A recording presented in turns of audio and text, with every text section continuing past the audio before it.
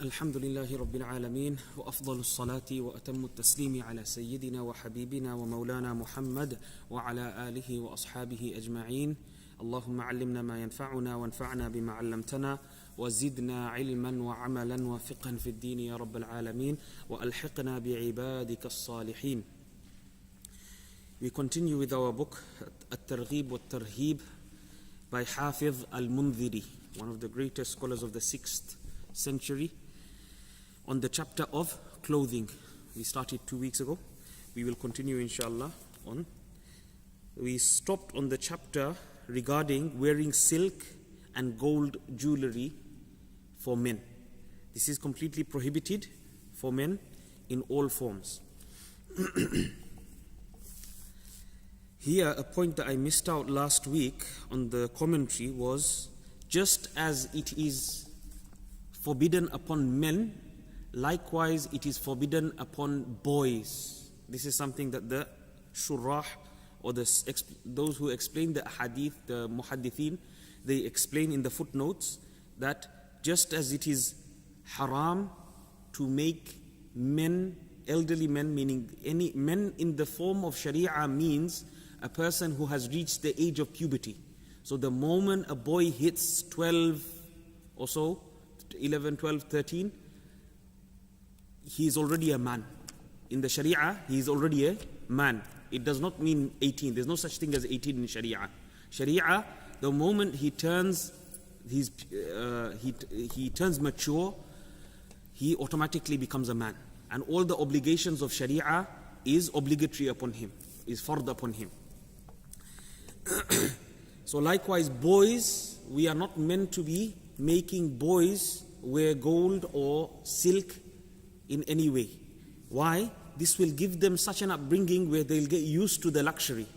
Okay, they'll get used to that luxury, and later on they will think it is permissible to wear gold or silver or silk. So the hadith that we have in front of us, وعن أبي هريرة رضي الله عنه أن رسول الله صلى الله عليه وسلم قال من لبس الحرير في الدنيا لم يلبسه في الآخرة ومن شرب الخمر في الدنيا لم يشربها في الآخرة ومن شرب في آنية الذهب والفضة لم يشربها في الآخرة ثم قال لباس أهل الجنة وشراب أهل الجنة وآنية أهل الجنة رواه الحاكم وقال صحيح الإسناد. Abu Hurairah radiyallahu anhu reports that Rasulullah sallallahu alayhi wasallam said, whoever wears silk in this world, of course this is referring to only men, not to women. Okay, this is why even in salah we have those ahadith that are referring to men and not women. Unfortunately, we have a group of sheikhs, so-called sheikhs from the Saudi continent. Unfortunately, they continuously make all the dua, all the positions of salah for a man must be applied to a woman as well. Inna lillahi wa inna ilayhi raji'un. No alim of the Salafus Salihin, from Imam Abu Hanifa, from Imam Malik, from Imam Shafi'i, from Imam Ahmad, all four agree that a woman's salah and her positions are completely different to that of man's. Okay, Rasulullah had special directives given to the women. Okay, so never be misguided by these people, please. Because you know some part of the hadith and you are jahil of the other part of the hadith, you come up with wrong conclusions. The ulama of the Salafus Salihin, like Imam Abu Hanifa, Imam Malik, Imam Shafi'i, Imam Ahmad, they knew the whole totality of the sharia. They knew majority, if not most, of the hadith. So when they came with a conclusion, it is most likely true. You understand? And when all four agree and you disagree with them, who's going to be right? Salaf or you? You're claiming that you follow Salaf, but you're not following Salaf. You're following the Khalaf. You're following Sheikh Albani and Sheikh Ibn Baz and Sheikh Uthaymeen. This is completely wrong. Completely wrong. Misunderstanding and jahils of hadith. That's the only conclusion that a normal person can come down to. Man labisa al-harira fi dunya lam yalbasu fi al-akhirah. Whoever wears silk in this dunya will not wear silk in akhirah, in the hereafter, in the afterlife. Man sharibal, imagine what Rasulullah compared it to. Okay.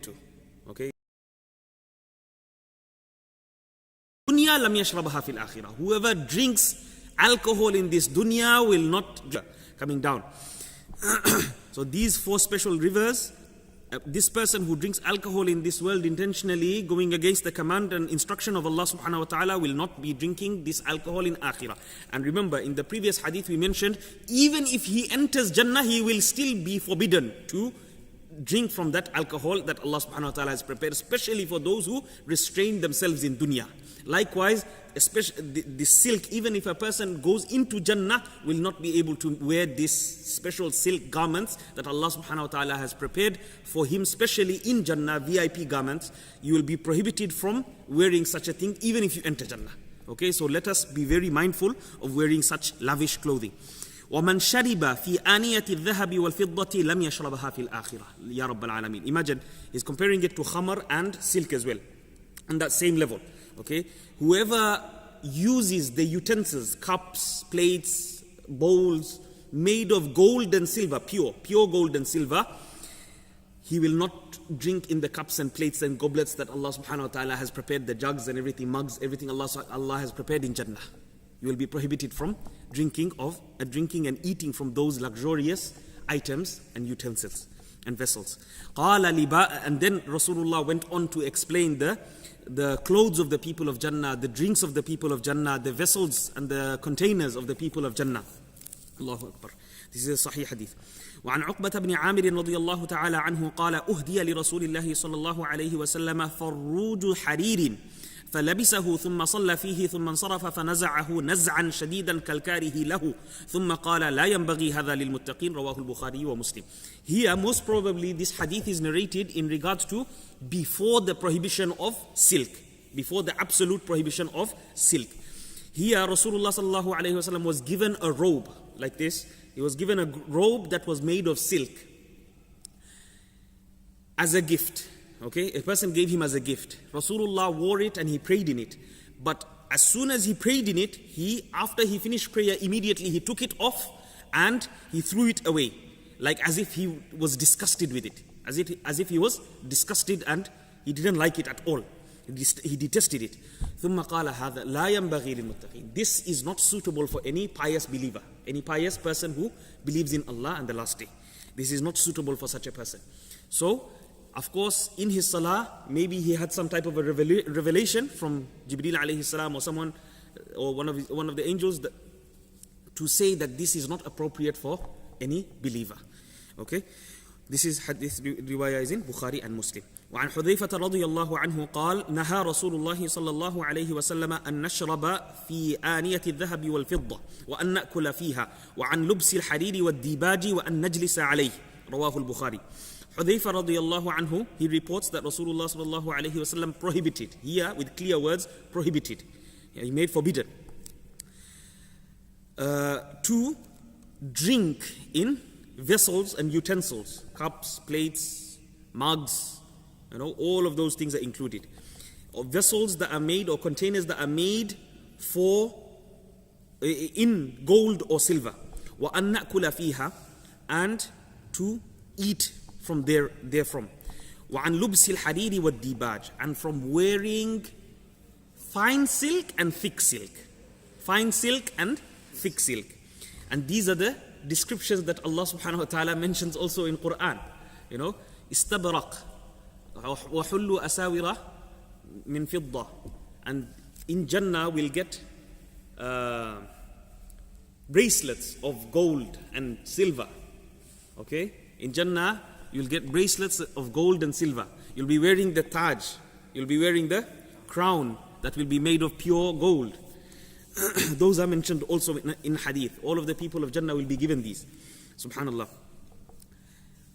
So, and from wearing any type of silk. Silk, whether a lower form of silk or a higher form of silk. An expensive form of silk, or as long as it's pure silk. If it's satin is not considered silk. Okay? Any person who's confusing themselves because it's shiny, no. This is talking about pure silk. Okay, Rasulullah prohibited pure silk.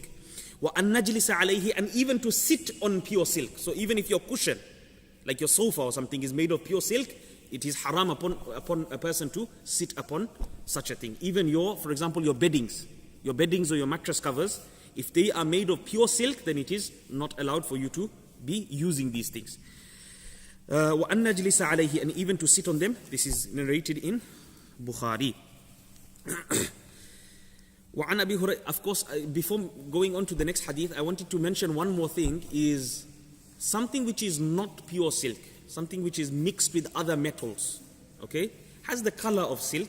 This is allowed if it's on the sides, if it's on the sides of the plate or sides of the mug or sides of the bowl, okay, like normally you have those trimmings on the sides, just for design.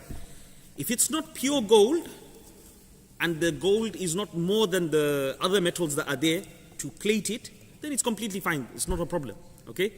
But ideally, it's best to avoid. The ulama still say it's best to avoid. Why? Because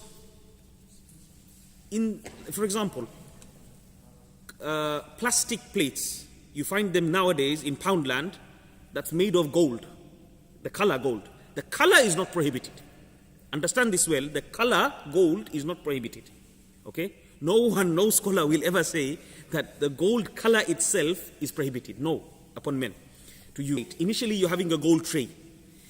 If that makes your children think it's completely fine to use gold, and once they become rich, if they become rich, they start thinking, oh, there's no prohibition. We don't know of any prohibition. They start using real gold plates and real gold items. It's going to become problematic. It's going to become highly problematic. That's why it's best to stop using such things which are alluring yourself towards that item which is prohibited. Okay? That's why it's called saddu dhara'i'. They want to cut the roots of all those things which lead to harams. Is that understood? But in itself, it's not haram. You can use it completely. There's no karaha as well. Okay? It's completely fine to use it. That's just a side understanding, because we have this very commonly in our shops. So if this is there, this is not prohibited, and it's not haram for you to sell those items as well, okay? Even the plates that are there, majority of them are not real gold. You know, the sides, the trimmings are not real gold. Even the cups and the mugs, they're not real gold. So it's not. Now some of the ulama in the Hanafi madhab, they said if it's made of real gold, even the sides, then you must not put your tongue on it. You must not put your hand on it. So when you're having with your plate, you must, if that's the case, okay? Other ulama said all types of metals other than gold and silver are completely permissible to use. Okay? Many said, for example, to use copper is disliked. Why? Because of the harms. Because of the harms it has sometimes upon certain people's digestive system. Okay? This is also to do with something to do with medical function. It's not, this karaha is not to do it specifically from hadith. Okay? وعن أبي هريرة رضي الله تعالى عنه قال سمعت رسول الله صلى الله عليه وسلم يقول إنما يلبس الحرير في الدنيا من لا يرجو أن يلبسه في الآخرة. Verily, Abu Hurairah رضي الله عنه reports that he heard Rasulullah صلى الله عليه وسلم saying, verily those who wear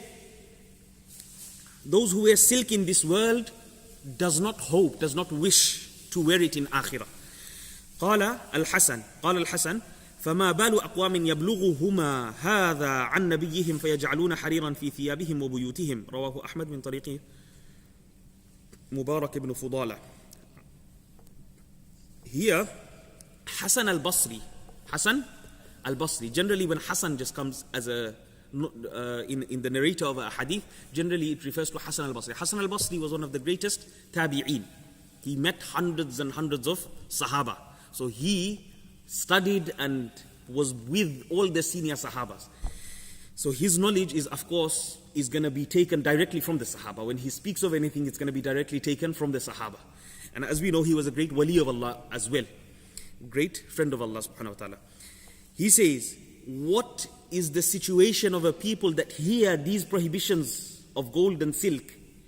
It goes to their ears and they still wear it and use it in their houses. Meaning this is like a rebuke. He's saying this is dangerous. For you to know that this silk and gold is prohibited, and for you to use it within your house, this is problematic. You know, this is highly problematic. This is dangerous for your iman. وعن أنس رضي الله تعالى عنه قال قال رسول الله صلى الله عليه وسلم إذا استحلت أمتي خمسا فعليهم الدمار إذا ظهر التلاعن وشربوا الخمور ولبسوا الحرير واتخذوا القينات واكتفى الرجال بالرجال والنساء بالنساء يا رب العالمين. رواه البيهقي. Anas radiallahu anhu reports, Rasulullah sallallahu alayhi wa sallam said, 5 things. 5 things. If my ummah makes it halal upon them, these 5 things, then Qiyamah is close. Qiyamah is close. How Rasulullah knew this? It's only through wahi. وَمَا يَنطِقُ عَنِ الْهَوَىٰ إِنْ هُوَ إِلَّا وَحْيٌ يُوحَىٰ. Revelation from Allah directly. Okay? Revelation from Allah directly. Look at what he mentioned, these 5 things. If these 5 things appear, then Qiyamah is close. If my ummah make it halal upon them, istahallat. Okay? Make it halal upon them. Imagine how clear the description is in hadith. Allahu Akbar. What are these? Allah subhanahu wa ta'ala will destroy us. Why will He destroy us? فَعَلَيْهِمُ الدِّمَارِ in the hadith says. It is necessary, incumbent upon Allah to destroy these people. If these 5 things become apparent. What are these 5 things? إِذَا ظَهَرَ التَّلَاعُنْ. If there's constant cursing from people to people. People are constantly cursing them. Swearing, all these things, insulting, offending. These are the norm of the day nowadays. Isn't it? This is something which is zahir, which is very apparent and manifest. وَشَرِبُوا الْخُمُورِ. They drink wine. They drink alcohol, intoxicants. This is also completely apparent in our times. وَلَبِسُوا الْحَرِيرِ. They wear nice suits of silk, isn't it? Isn't this common amongst the rich? Huh? This is very common. Men, is it talking about men? وَلَبِسُوا الْحَرِيرِ وَاتَّخَذُوا الْقَيْنَاتِ. And they take evil women. They use evil women. وَاتَّخَذُوا الْقَيْنَاتِ. They use evil women. Is this not common? This is haram to the highest degree. This is a huge major sin. And this is something which is rampant and widespread everywhere. These 5 things, remember. And the last one, وَاكْتَفَى الرِّجَالُ بِالرِّجَالِ وَالنِّسَاء بِالنِّسَاءِ. Gays and lesbians. Gays and lesbians. Men are happy to be with men and women are happy to be with women. These 5 signs, if they are apparent in this ummah, Allah subhanahu wa ta'ala, it is necessary upon Him to destroy us. So for us to be from these people is extremely dangerous. And when dimar comes, when destruction comes, it destroys everyone, all the good as well as all the bad. Because we didn't do our duty. What is our duty as Muslims? Amr bil ma'roof and nahi anil munkar. Whenever we see good, we command the good. Whenever we see evil, we prohibit the evil. We tell people to stay away from the evil. When people are not telling people to stay away from these evils, Allah subhanahu wa ta'ala, it becomes incumbent upon Him to send down different types of destructions. And many of the hadith will tell you what types of destructions. You know, like for example, khasfun, the earth will swallow itself. These things. Matar, Allah subhanahu wa ta'ala will start raining down stones, hijaratan. It mentions very clearly in the riwayat. Allah subhanahu wa ta'ala protect us. These things have already become very rampant. All these 5 things. The 5 things again I'll repeat for you. Insulting and cursing each other. Number 2, drinking intoxicants. Number 3, wearing silk. Number 4, taking and using evil women. And number 5, men suffice with men and women suffice with women. All these 5 are apparent in this time and zamana. When it comes to these things, and we must tell those who know, we must explain and we must try to guide them back to the straight path. Otherwise, we will be asking for our own destruction at our own hands. Allah protect everyone. وعن معاذ بن جبل رضي الله تعالى عنه قال رأى رسول الله صلى الله عليه وسلم جبة مجيبة بحرير فقال طوق من النار يوم القيامة رواه البزار والطبراني.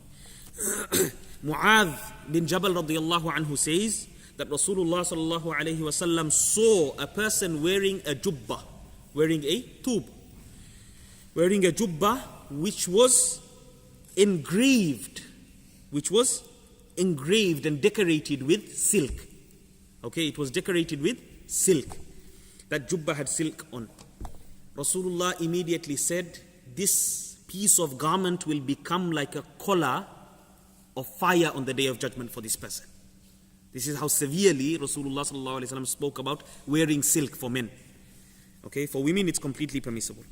وعن جويرية رضي الله تعالى عنها قالت قال رسول الله صلى الله عليه وسلم من لبس ثوب حديد في الدنيا ألبسه الله عز وجل يوما أو ثوبا من النار يوم القيامة. Whoever wears a garment of silk in this world, Allah subhanahu wa ta'ala will make him wear a garment of fire.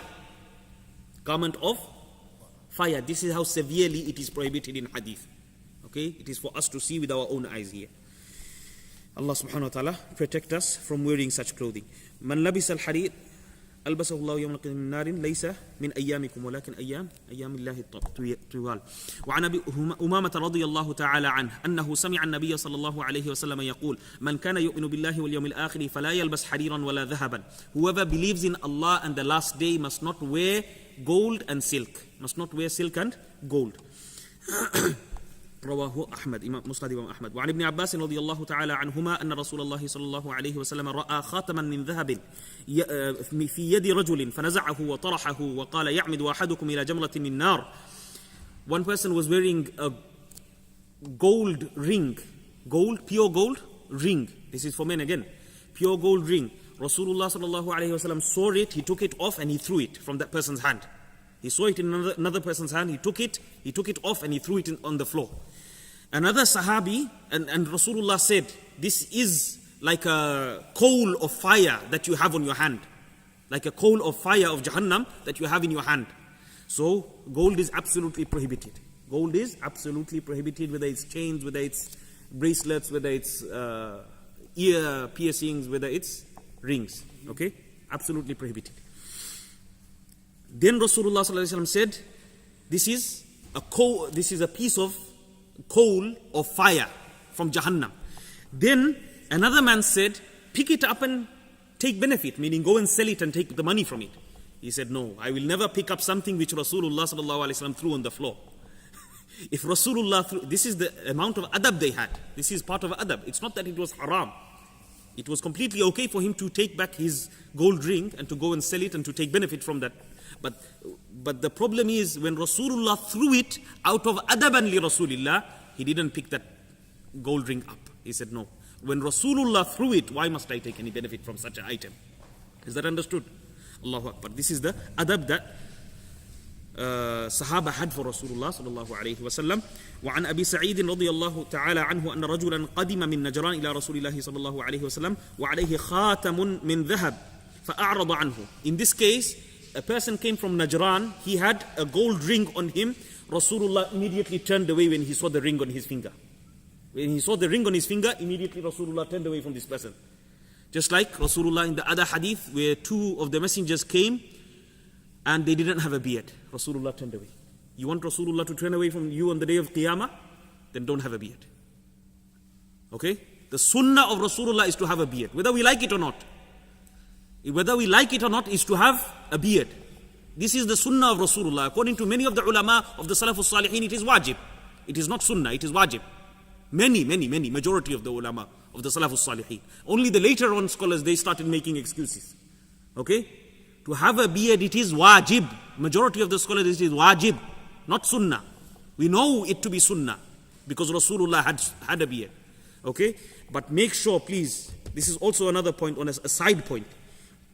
فَأَعْرَضَ عَنْهُ. Rasulullah completely turned away from this person that had a ring of gold. Okay? Then Rasulullah sallallahu alayhi wa sallam وَقَالَ إِنَّكَ جِئْتَنِي وَفِي يَدِكَ جَمْرَةٌ مِّن نَّارٍ. You have come to me whilst you have in your hand a coal of fire from Jahannam. A coal of fire from Jahannam. Rawahu Nasa'i. And Nasa'i, we know, is the third most authentic book in the 6 books. Bukhari first, Muslim after, Nasa'i is the third most authentic of the 6 books. Okay? Here another hadith. وعن أنس رضي الله تعالى عنه وعن أنس رضي الله تعالى عنه أن رسول الله صلى الله عليه وسلم قال الله عز وجل من ترك الخمر وهو يقدر عليه لأسقينه منه في حظيرة القدس ومن ترك الحرير وهو يقدر عليه لأكسونه إياه في حظيرة القدس رواه البزار بإسناد حسن. Anas radiallahu anhu says Rasulullah sallallahu alaihi wasallam reports from Allah. Allah said, this is hadith Qudsi. Hadith Qudsi. Allah subhanahu wa ta'ala said, whoever leaves intoxicants, khamar, all types of intoxicants, alcohol, for the sake of Allah subhanahu wa ta'ala, whilst he is able to drink alcohol in this world. He has the opportunity, all the opportunities are in front of him, but he refrains, he stays away. Then Allah subhanahu wa ta'ala will give him drink from a special Hadiratul Qudus. Here refers to a sacred realm, from the sacred realm. And then again, whoever has the ability to wear silk clothes but he refrains himself in this dunya, Allah subhanahu wa ta'ala will give him clothes to wear in the sacred realm as well. Hadiratul Qudus is a special thing that Allah subhanahu wa ta'ala has reserved for the mu'mineen. Okay? One more hadith inshallah and then we'll end off. وعن أبي هريرة رضي الله عنه عن النبي صلى الله عليه وسلم قال ويل للنساء من الأحمرين الذهب والمعصفر رواه ابن حبان في صحيحه. Woe unto women over two red things. Ahmaran, two red things. Okay, what is the first one? Gold, and the other one is mu'asfar. Mu'asfar here is translated as multicolored clothing. Women are allowed to wear fancy clothing, okay, in order for the menfolk, isn't it? Yeah? For the husbands.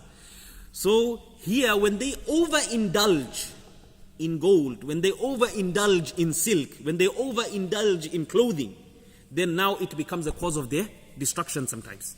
Okay, they become too dunyawi. They become too worldlified, if you want to put it in that wording. Okay, we'll end off inshallah here. Jazakumullahu khairan. سبحانك اللهم وبحمدك نشهد أن لا إله إلا أنت نستغفرك ونتوب إليك.